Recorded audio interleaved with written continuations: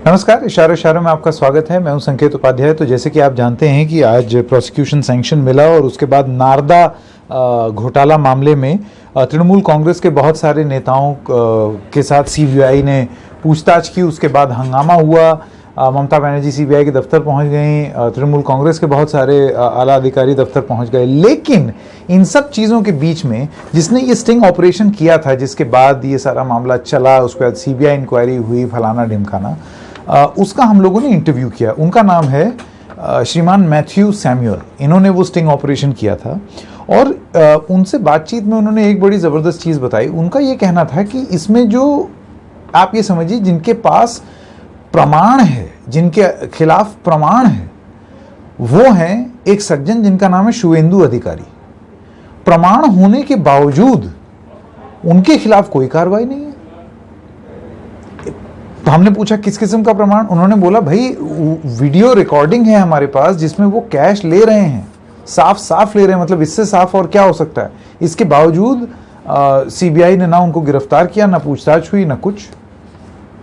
यही हाल मुकुल रॉय का है। उसमें उन्होंने कहा कि मेरे पास सीधा प्रूफ नहीं है, लेकिन इन्वॉल्वमेंट की बात उनकी भी होती है।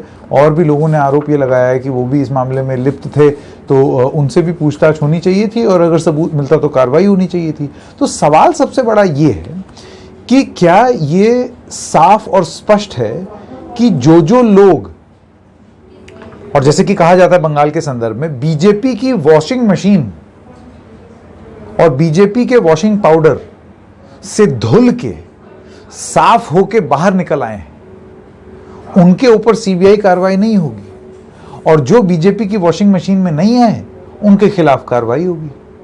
तो क्या ये स्थिति, ये आज जो हुआ, उसको पूरी तरीके से स्पष्ट कर देती है। क्या बीजेपी का दामन थाम लीजिए और अगर आपके खिलाफ बहुत जबरदस्त सबूत भी हों तो भी आपके खिलाफ कार्रवाई नहीं होगी। जैसे कि शुवेंदु अधिकारी का मामला मैथ्यू सैमुअल बता रहे थे कि वो सैंक्शन ही नहीं मिला है। सीबीआई कह रही है, हमारे एक और वरिष्ठ संवाददाता हैं अरविंद गुणशेखर, वो कह रहे हैं कि सीबीआई बार बार कह रही है कि हमें सैंक्शन दीजिए, वो सैंक्शन ही नहीं मिल रहा है। क्यों नहीं मिल रहा है भाई? तो क्या सबसे बड़ी बात जो यहाँ पर पूछी जाएगी वो ये है कि एक तो होती है डिप्लोमेटिक इम्यूनिटी, जो कि उन लोगों को मिलती है जो कि विदेशी होते हैं और एक देश में होते हैं, तो देश का कानून उन पर नहीं लगता। और एक होती है पॉलिटिकल इम्यूनिटी, राजनीतिक इम्यूनिटी, कि अगर आपने बीजेपी का दामन थाम लिया तो उसके बाद आपके साथ खून माफ। तो क्या शुवेंदु और मुकुल रॉय के साथ नारदा घोटाले में यही हो रहा है कि उनके साथ खून माफ हैं? ऐसा क्यों?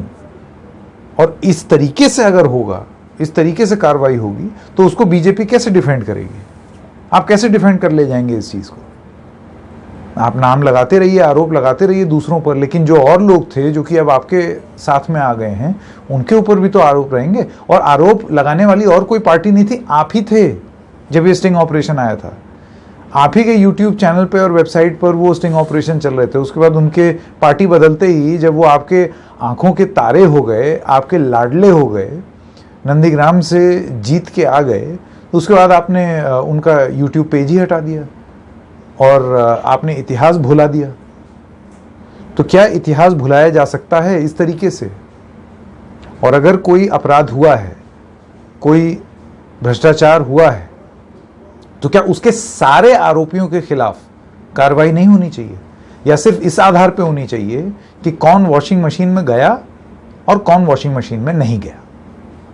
तो आज इशारों इशारों में बस इतना ही। हम फिर मिलेंगे किसी और मुद्दे के साथ। तब तक के लिए नमस्कार।